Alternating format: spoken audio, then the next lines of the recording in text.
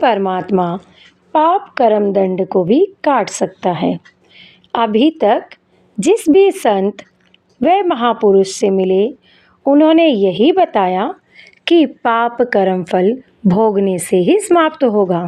वह प्रभु कौन है? वो जो पाप को काट देता है, काल के बंधन से छुड़वा देता है। उसका वास्तविक नाम क्या है? पूजा की विधि क्या है? ये सभी प्रश्नवाचक चिन्ह पूर्ण रूप से हटाने के लिए अवश्य सुने जगत गुरु तत्वदर्शी संत रामपाल जी महाराज के अमृत वचन, सभी पवित्र शास्त्रों के आधार पर।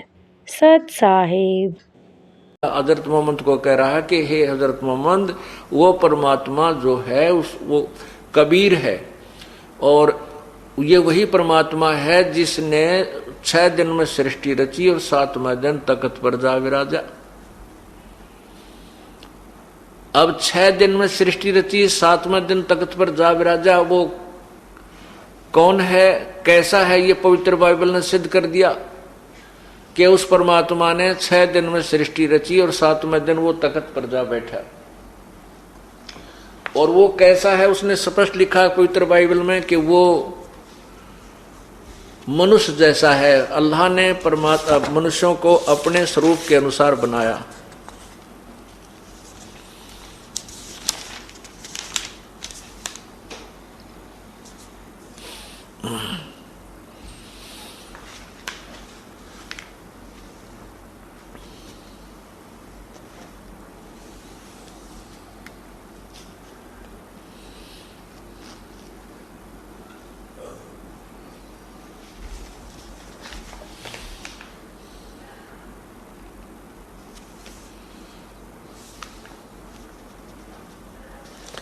अब ये देखिएगा, पवित्र बाइबल में ये स्पष्ट किया है कि परमात्मा ने 6 दिन में सृष्टि रची, अपने काम को समाप्त किया और 7वां दिन विश्राम किया।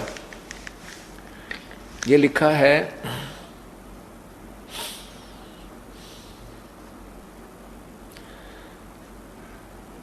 परमेश्वर ने अपना काम जिसे वह करता था 7वें दिन समाप्त किया और उसने अपने किए हुए सारे काम को 7वें दिन विश्राम किया। अब परमेश्वर ने 7वें दिन जो को आशीष दी कि वह पवित्र ठहराया, क्योंकि उसमें उसने सृष्टि की रचना के अपने सारे काम से विश्राम किया। यानी 7वें दिन। तो ये जो पवित्र बाइबल वाला ज्ञान है कुरान शरीफ के अंदर, ये कम से कम 50% लिखा हुआ है। तो कहने का भाव ये हुआ कि इन दोनों पवित्र ग्रंथों ने, पवित्र बाइबल और पवित्र कुरान शरीफ ने मिलजुल कर ये सिद्ध कर दिया कि परमात्मा सशरीर है, उसका नाम कबीर है और वो मनुष्य जैसा है।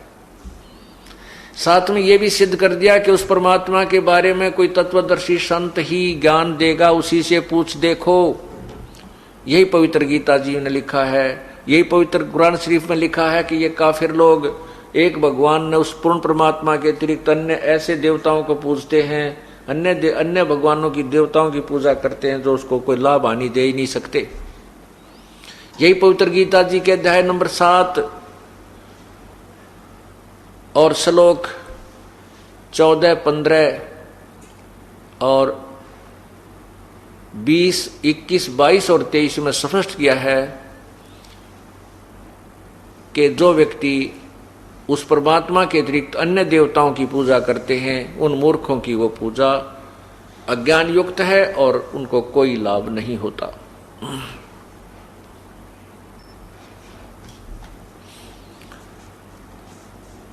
अब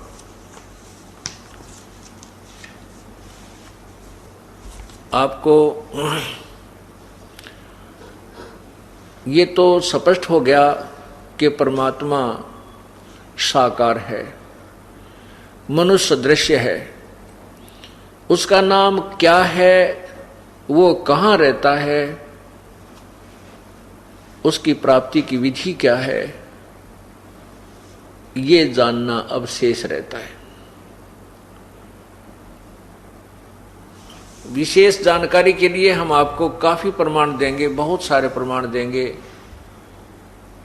कि वो परमात्मा मनुष्य जैसा है, उसका नाम कबीर है, वो सशरीर है। और उन आंखों देखे हुए महापुरुषों के अनुभव की जानकारी भी देंगे, उनकी कथाएं भी आपको सुनाएंगे कि वो परमात्मा कौन है, कैसा है। और उस परमात्मा की शरण में जाने के पश्चात हमें किसी प्रकार की कोई चिंता नहीं रहेगी। समर्थ का शरणागहो रंग होरी हो, भाई कदे न हो ए काज राम रंग होरी हो।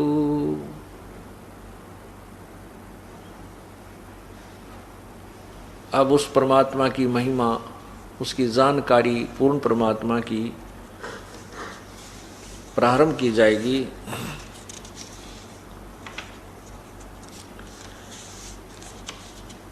मूर्ख मनवा काल की चिंता क्यों सताती है, सतगुरु अपना साथी है, सतगुरु हरदम साथी है। मूर्ख मनवा काल की चिंता क्यों सताती है, सतगुरु अपना साथी है, सतगुरु हरदम साथी। अब यहां पर परमात्मा ने बताया कि ब्रह्मा का आसन खिसा जब सुनी काल की गाज।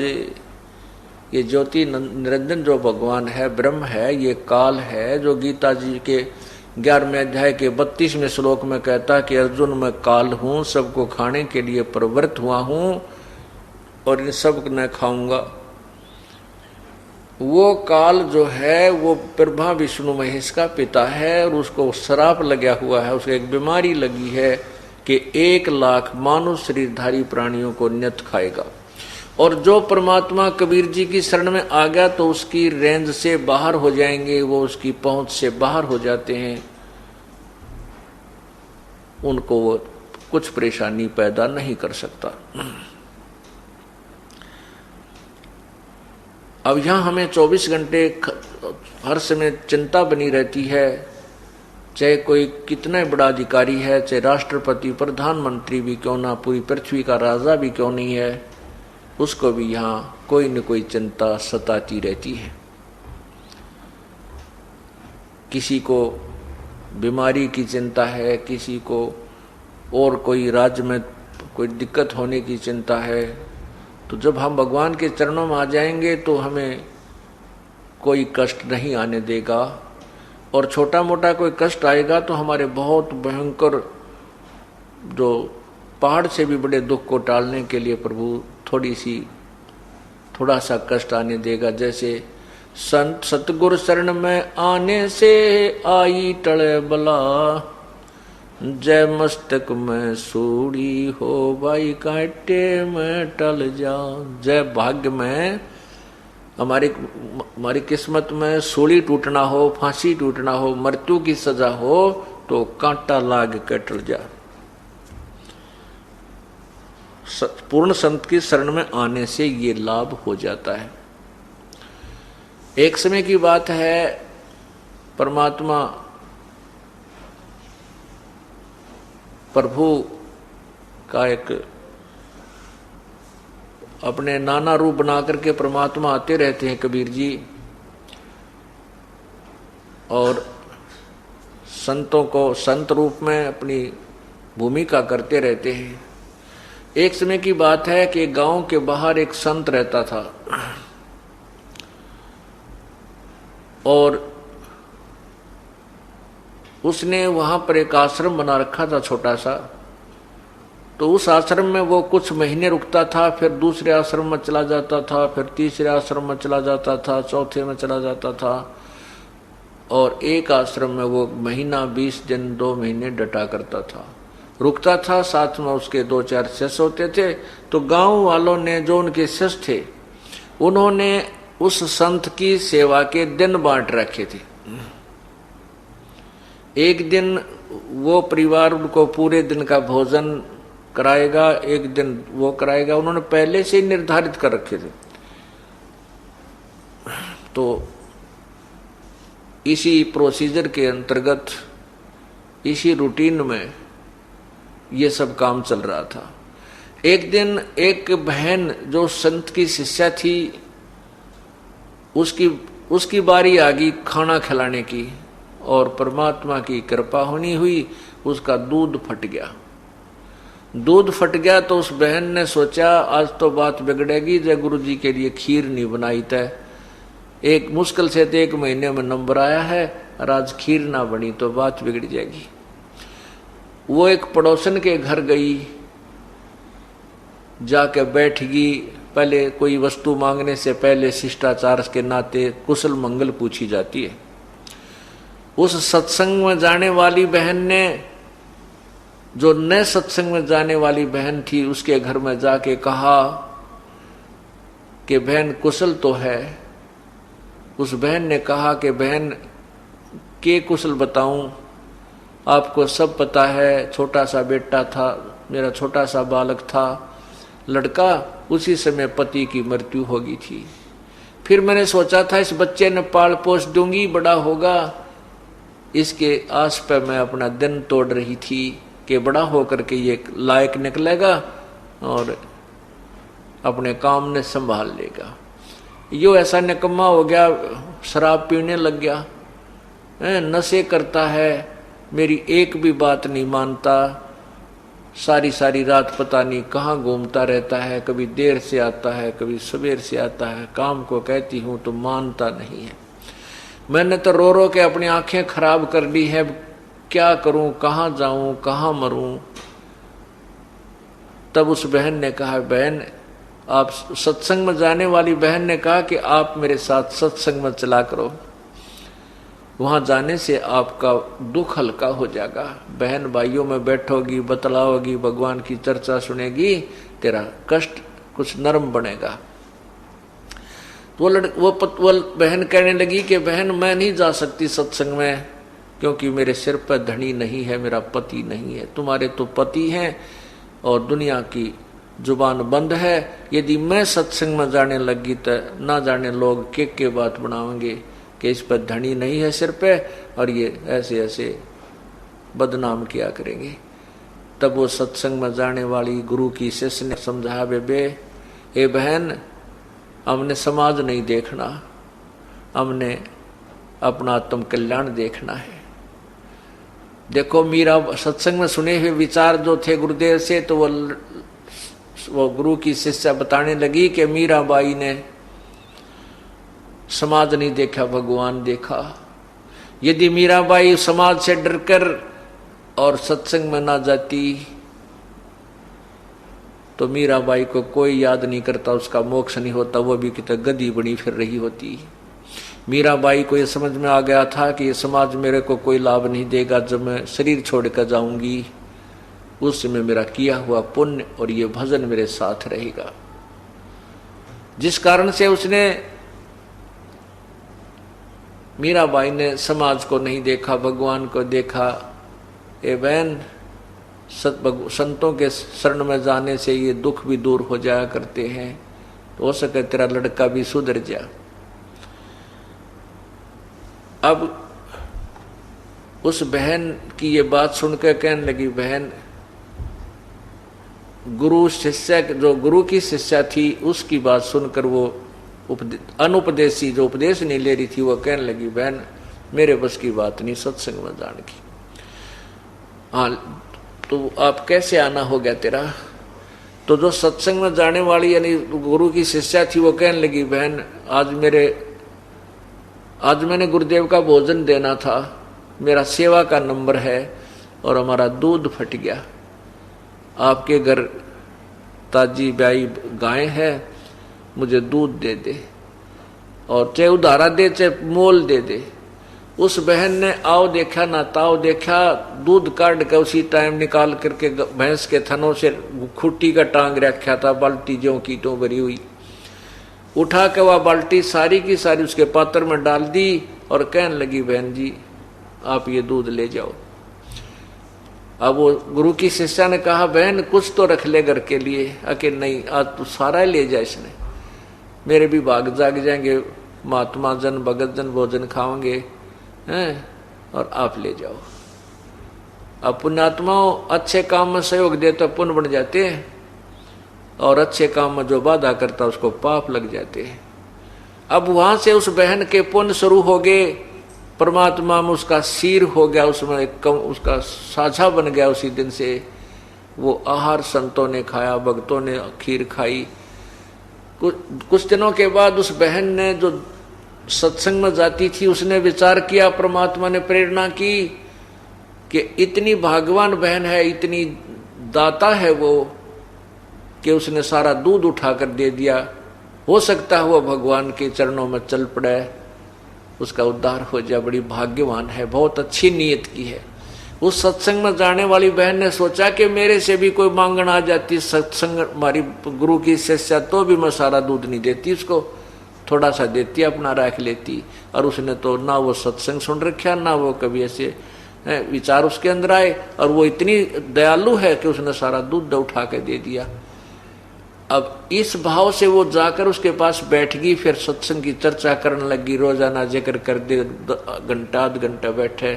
फिर उस बहन को भी आनंद सा आने लग गया जो विधवा थी, और वो लड़का उसका शराब स्वरूप पीता था। कहने का भाव यह है कि सत्संग के विचार सुनने से एक दिन उस बहन को जो अनुपदेशी थी एकदम प्रेरणा हुई, कहने लगी बहन मैं भी आपके साथ सत्संग में चलूंगी, नाम लूंगी। अब सत्संग गई, वहां विचार सुने तो उस बहन ने गुरुदेव से प्रार्थना की, गुरुजी मुझे उपदेश दे दो महाराज जी। लड़की और जब उपदेश लिया, उपदेश लेकर के आ गई, फिर सत्संग में जाने लगी। जाते ही गुरुदेव के पास यही अर्ज किया करती थी, हे गुरुदेव, हे महाराज जी, मेरा बेटा बहुत बिगड़ गया, शराब पीता है, मेरे कहे के नहीं मानता, अपने चरणों में ले लो प्रभु। इस दुखिया का सबसे बड़ा यही दुख है। बचपन में पति मर गया, जो छोटा सा बालक था जो पति मर गया, मैंने शादी भी इसलिए नहीं कराई कि इस बालक में दुख हो जाएगा, और आज इस बच्चे ने मुझे इतना दुखी कर दिया, मुझे कहीं ठिकाना नहीं है, कहती हूं तो मानता नहीं है। गुरु संत जी कहने लगे बेटी तू अपनी भक्ति करती रहे, भगवान जरूर सुनेगा तेरी एक दिन। अब क्या होता है कि सत्संग में आने से पता चलता है कि भाई कुछ दान पुण्य भी करना चाहिए। उस बहन का ने को प्रेरणा हुई कि मैं पूरे दिन का, उसने फिर कहा जो बहन उसको नाम दिला के लाई थी उसी से कहा बहन एक दिन की सेवा मुझे भी दिला दो, मैं भी कुछ सेवा करना चाहती हूँ गुरुदेव की। अब उसने दो चारों से प्रार्थना की, सब नाटकीय कहने लगे ना भाई ना बहन, मुश्किल से दिन मिला हमारे को तो आज सेवा का, हम तो अपनी बारी नहीं देंगे। उस बहन ने जो उसको नाम दिला के लाई थी उसी ने अपने टर्न में से शाम के समय का भोजन दे दिया, बहन सुबह का तो मैं खिलाऊंगी, अगली जो बारी आई तो शाम का तू खिला दिए। तो बड़ी खुशी हुई उस बहन ने जो नई सत्संग में गई थी, पहली बार उसने सेवा का मौका मिला, खुशी खुशी में खीर बनाई, हलवा बनाया, रोटी बनाई, सब्जी बनाई, और इस रुचि में आज गुरु जी को खिला के आऊंगी, भक्तों को खाना खिलाऊंगी। अब क्या हुआ, खेल कुदरत का हुआ, बहन खाना बना रही थी, उसको बुखार हो गया, बहुत जबरदस्त बुखार हो गया, और इतना हो गया कि वो 10 कदम नहीं चल सके। अब उस बहन ने अपने आप को कोसा, देखे भगवान आज तो मुझे मुश्किल से अवसर मिला था वो गुरुदेव की सेवा करने का, और आज ये बुखार बन गया, मैं 10 कदम नहीं चल सकती। और वो बेटा ऐसा नालायक से आवत आवर ना भी आवर, आ भी गया तो वो कया ना माने, वो कति नहीं जाओ, और आज मैं सेवा नहीं कर पाऊंगी तो मुझे कभी भी टर्न नहीं मिलेगी, मुझे कभी सेवा का मौका नहीं मिलेगा, मेरा जीवन व्यर्थ हो जाएगा। इतने में वो लड़का आ गया, वो लड़का आ गया तो उसको उसकी माँ ने कहा बेटा मेरा एक छोटा सा काम कर दे आज तू। वो बोला कि क्या काम है माँ? बेटा मैंने ऐसे ऐसे नाम ले लिया गुरु जी का, और ऐसे ऐसे उस तेरी चाची ताई से मैंने शाम का सेवा मांग रखी है, गुरु जी का भोजन दे करना बेटा, मेरा बुखार हो गया देख। अब वो लड़के ने माँ का हाथ पकड़ के देखा, बोला माँ बुखार तो बहुत तेज है तेरे। तो उसकी माँ बोली बेटा ये रोटी मैंने बांध डाल रखी है और तू आश्रम में दे आ। वो थोड़ी सी दूर पर आश्रम था, एक किलोमीटर दूरी पे। तो वो उस लड़के ने के स्कीम बना रखी। उस लड़के ने, हाँ, तो वो लड़का ना हट गया, अकना मैं ना जाऊं, मैं ना देखा हूं तेरे गुरुजी का भोजन। उन्होंने के स्कीम बना रखी, वो चोरी करने लगे। और उन्होंने उस अपने साथियों से मिलकर उस बहन के लड़के ने और अन्य साथियों ने सलाह बना रखी कि रात्रि के समय राजा के महल में चोरी करांगे। रानियां के 9-9 लाख के हार होते हैं, इतना बढ़िया सोना होता है, और उसको लावांगे और मालो माल हो जावांगे, ऐसे मकान बनावांगे, खूब दारू पिया कराएंगे। बच्चे थे जैसे अपने मन में मियाँ मिट्ठू बने। वो उन्होंने स्कीम बनाई कि रात्रि में 12 बजे उस मंदिर में इकट्ठे होंगे, तो वहां आ जाना, फिर वहां से चोरी करने चलेंगे। अब उस लड़के ने तो वो 12 बजे दिखे थे, कहीं मैं सत्संग में चला जाऊं और मैं लेट हो जाऊं और मेरे साथी चले जाऊं चोरी करने, तू पीछे रह जा, तुझे आज हार ना मिले ना सोने क्या, तू कंगाल रह जाएगा। उसने उस अपने नुकसान को देखते हुए माँ को कति मना कर दिया कि मैं नहीं देखा हूं तेरे गुरुजी का भोजन। अब वो माँ असहाय होगी, वो बोली रे निकम्मे तू आजाद युग मेरे आजाद युग काम कर दे बेटा, जिंदगी में तने काम नहीं कहूंगी। और वो मेरी साथन थी बहन, वो भी जा चुकी है, अगर मैं उसके हाथ से भी पहुंचा देती, सब जा चुके हैं सत्संग में जाने वाले। तो उसने वह नो कह रोन लगी बैठ के एक तरफ, और तो कोई चारा के चला। वो 15-16 साल का हो रहा था, छोटा बालक होता, धमका दे, पीट दे, खुरका के भेज दे। एक तरफ जाके कुंड में बैठ के खूब रोवे, ए भगवान इसी पापन को क्यों जन्म दो थे, मुश्किल से सुथरी अशुभ कर्म करने का अवसर मिला था, आज ये विभाग में कोई ना मुझ पापन के। तब उस लड़के ने दया आ गई मन में कि देख माँ बहुत दुखी हो रही है, अरीबा तो 8 बजे है, तो दिया घंटा लग जाएगा, गणित गणा 9-10 बजे तक फारिग हो जाएगा। तो उसने कहा ला माँ रोआ मत, ला मुझे दे, कहाँ रखा हो, दे के आता हूँ। तो उसने बेचारी ने वो खाना पकड़ा दिया, तो वो लड़का लेकर खाना चल पड़ा। अब वो प्रतिदिन प्रार्थना किया करती थी, गुरुदेव आपके मेरे बेटे ने शरण में लेना। जो सत्संग में बहन भाई जाया करते थे, उन्हें देखा कि उस बहन का लड़का आज रोटी लेकर आ रहा है, तो सब ने खुशी हुई कि गुरुदेव ने बड़ी सुनी, उसका बेटा भी शरण में आ गया। तो उन्होंने कहा गुरुजी आज वो बहन जो आपसे बार बार प्रार्थना किया करती थी, मेरा बेटा बिगड़ गया, उसको शराब पीता है, आज वो आपका खाना लेकर आया है, आपने बड़ी सुनी। उस बहन की बहुत दुखी थी। उस लड़के ने कहा कि गुरुजी कहाँ है, महाराज जी कहाँ है। उन्हें सत्संग गए हुए भक्तों ने कहा भाई महाराज जी स्नान करने गए हुए, अभी आ जाते हैं। तो आध घंटा और लग गया, गुरुजी स्नान करके आए इतने, और उसको वो उंगलियां पे मिनट गिने कि कहीं तू लेट हो जा, चोरी ना कर पावे, तुझे वो धन ना मिला है। महाराज जी आए, आसन ला रखा था खाना खाने के लिए, वहां वो खाना उन भक्तों ने खोल कर गुरुदेव के सामने रख दिया। तो गुरुदेव ने कहा बेटा आ जा, तो मेरे निकट बैठ जा। बताने लगा बेटा बीड़ी शराब तम्बाकू नहीं पीनी चाहिए, मनुष्य जीवन ऐसे नहीं मिलता, इसमें परमात्मा का नाम लेना चाहिए बेटा। महात्मा ने सोची तो न्यों थी कि वह माई बहुत दुखी रहे बेचारी, इस बच्चे ने समझा दो 2 मिनट इसकी बात समझ में आ जाओ, यू नाम में ले ले। लेकिन वो लड़का ने बोला बाबा जी रोटी खा जल्दी, मैंने देर हो है, शिक्षा की जरूरत नहीं मुझे तेरी की, मेरी माँ बीमार होगी इसलिए मैं खाना लेकर आ गया, न मैं ना हूं तुम्हारे पास। वो महात्मा जी ने सोचा बात लड़की ठीक रो है, निकम्मा बिल्कुल ही, तो बोलन का भी ना बेरा इसने। खाना खा लिया और उसने खाना खाते ही ठाक वो बर्तन और भाग लिया। अब वो दौड़ा आ रहा था, रास्ते में उसके पैर में कांटा लग गया, सूल चल गई अच्छी पूरी लंबी, और वह लग के अंदर टूट गई, शरीर के उस पैर के अंदर ही टूट गई। अब वो लंग करता हुआ घर में प्रवेश हुआ। जो बर्तन लेकर गया था वो वहां आंगन में जाकर पटक्का मारे और कहने लगा, गया था तेरे सत्संग में, मेरे पैर में कांटा लग गया, आज के बाद भेजिए, मैंने कभी उस पाखंडी के पास कभी नहीं जाऊं, मेरे पैर में कांटा लग गया।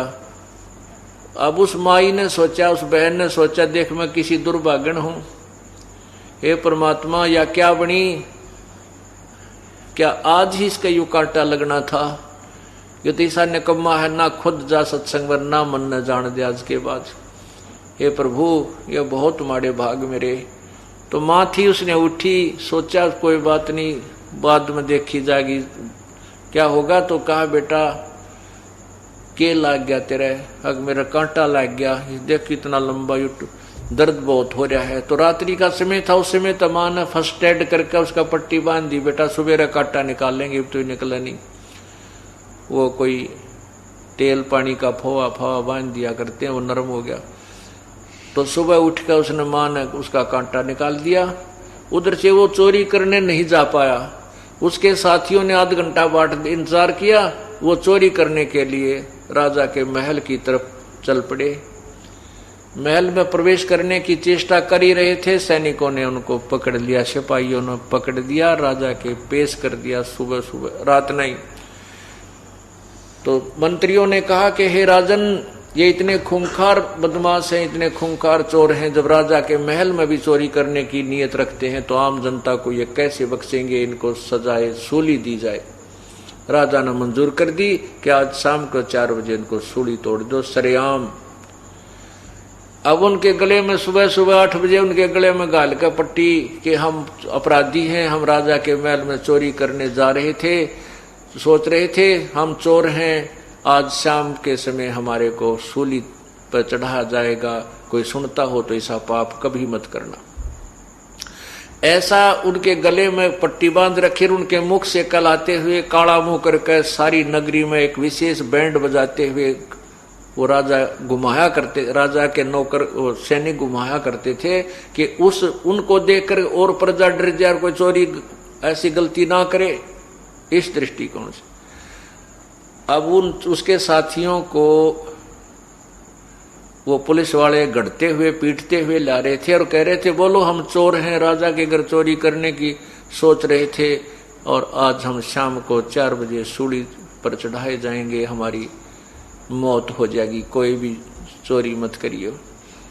ऐसा वो नगरी में घूमते हुए आ रहे थे। तो जब वो एक विशेष प्रकार का बैंड बजता था तो सभी ये देखने के लिए अपने घरों से बाहर आ जाते हैं नागरिक कि देखें इन्होंने क्या कसूर कर दिया, क्या अपराध किया है। वो दोनों माँ बेटा भी अपने घर के बाहर आकर खड़े हो गए। अब उस लड़के ने देखा कि ये तो मेरे साथी हैं और इनको आज शाम को सूली तोड़ा जाएगा, जिनके साथ मैं चोरी करने के लिए जाना चाहता था। अब वो कहते हुए आ रहे हैं कि हम चोर हैं, हम राजा के घर चोरी करने जा रहे थे हमारे, और कोई भी आज हमें शाम को 4 बजे सरेआम उस स्थान पर सूली तोड़ा जाएगा, यानी मेरे को सजाए मौत दी जाएगी। अब वो लड़का ने तो पहचान दिया अपने साथी। माँ को क्या पता था कि ये इससे के मित्र हैं। माँ तो अपना जाकर जब वो चले गए आगे को घर से, माँ तो अपना काम लागी, झाड़ू झप्पात करने लगी, और वो लड़का अपनी माँ के पास जाकर रोने लग गया और माँ के सीने से लगकर बुरी तरह रोने लग गया। कहने लगा, हे माँ, धन है तेरे गुरुदेव को, अगर कल मैं सत्संग में नहीं जाता, तेरे गुरुदेव का खाना लेकर नहीं जाता, हे माँ तेरा बेटा नहीं था आज मैं सूली तोड़ दिया जाता।